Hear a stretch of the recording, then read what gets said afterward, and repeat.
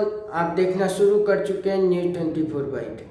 आज से हम स्पेशल शनिवार को आपके लिए एक स्पेशल न्यूज़ लेकर आ रहे हैं, जिसका नाम हमने रखा है 24/। स्पेशल शनिवार, जिसमें मैं आपको बिहार सरकार और केंद्र सरकार के द्वारा बनाए गए कानून जो आप लोग अब तक नहीं जानते हैं, उन सब के बारे में मैं आपको इसमें बताऊंगा। साथ ही साथ इस कानून पे हमारे टीम द्वारा किए गए रिसर्च के बाद ही ये कानून आपके सामने मैं रखूंगा और आपको बताऊंगा कि सरकारों ने आप लोगों के लिए क्या कानून बनाए हैं और आप लोग इस कानून का उपयोग करेंगे तो आपको इससे क्या फायदा होगा और क्या नुकसान हो सकता है। और साथ ही साथ इस कानून को आप लोग अगर नहीं जानते हैं तो आप लोग इस कानून के बदौलत अपनी सभी परेशानियों को दूर भी कर सकते हैं। तो शुरू करते हैं 24/। का स्पेशल बुलेटिन आज की पहली शनिवार को लेकर जो मैं आपके लिए लाया हूँ, और इसका नाम है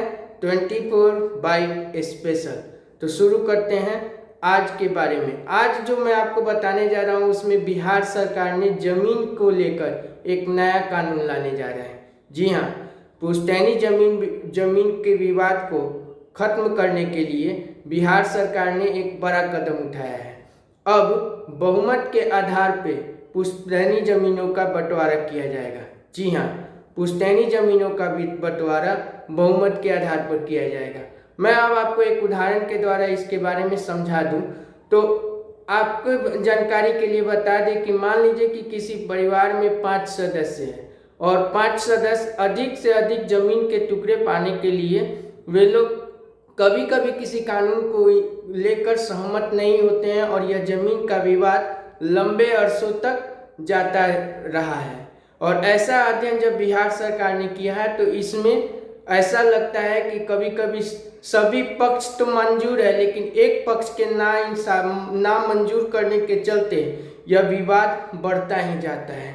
इसी सब को देखते हुए बिहार सरकार ने एक कानून बनाने का फैसला किया है, जिस कानून के लिए बिहार सरकार का जो राजस्व एवं भूमि सुधार विभाग है, जिसके मंत्री हैं रामसूरत राय, उन्होंने इसको लेकर विभागीय सभी अधिकारियों और कर्मचारियों के साथ एक बैठक किए थे और उस बैठक में उन्होंने इसके बारे में विचार विमर्श किया और बाद में उन्होंने जनता यानी कि मीडिया के द्वारा लोगों को ये बताया कि इस कानून पे काम करने के लिए हम लोग तैयारी कर रहे हैं। अधिकारियों और सभी सरकारी कर्मचारियों को इसके बारे में बता दिया गया है।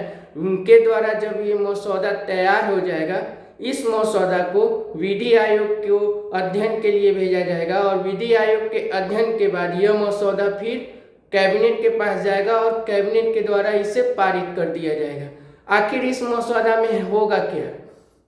जब इस बारे में पूछा गया तो उन्होंने पूरी जानकारी डिटेल्स में देते हुए बताया कि इस कानून के आने के बाद सभी मामलों जमीन के संबंधित पैतृक जमीन से संबंधित सभी मामलों का निपटारा आसानी से हो जाएगा। इसमें सबसे ज़्यादा जो महत्वपूर्ण बात रखी गई है वो है आपका सभी लोगों के साथ बैठ के बातचीत करना और साथ ही साथ बहुमत के आधार पर इसका फैसला करना। मान लीजिए कि किसी परिवार में 5 सदस्य है, 5 में से 4 सदस्य किसी बात पर अडिग हैं कि हाँ, इस कानून के द्वारा हम बहुमत चाहते हैं, इस कानून के द्वारा हम इसका बंटवारा खुशी खुशी मान लेंगे, और एक व्यक्ति अगर इसे कहता है कि नहीं, मैं इस तरह से इस बंटवारे को नहीं स्वीकार करूँगा, लेकिन फिर भी बहुमत के आधार पर जब 4 व्यक्ति इस मसौदे से इसे पाने के लिए तैयार हैं तो उन्हीं 4 लोगों की बातों को माना जाएगा और एक व्यक्ति के बात को नहीं माना जाएगा। कुल मिलाकर देखा जाए तो इसमें बहुमत को आधार बनाया गया है।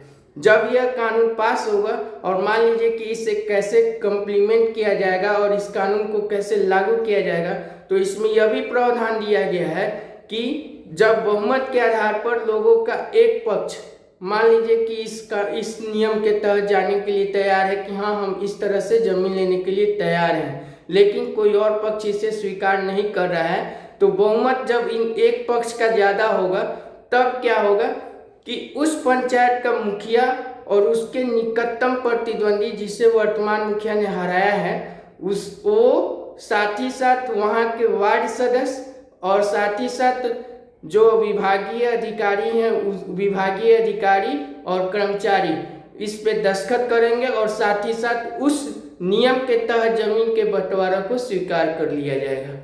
कुल मिलाकर देखा जाए तो बिहार सरकार का ये सबसे बड़ा फैसला है और इसको लेकर बहुत ही जल्द इसे कानूनी रूप देने की तैयारी लगभग पूरी करने की शुरू कर दी गई है और इसे कभी भी इस कानून को लागू करने की कोशिश बिहार सरकार करने वाली है। और बिहार सरकार की तो यह भी कोशिश है कि चकबंदी कानून के आने के पहले यानी कि चकबंदी शुरू होने के पहले या समाप्त होने से पहले यह कानून बिहार में लागू कर दिया जाए।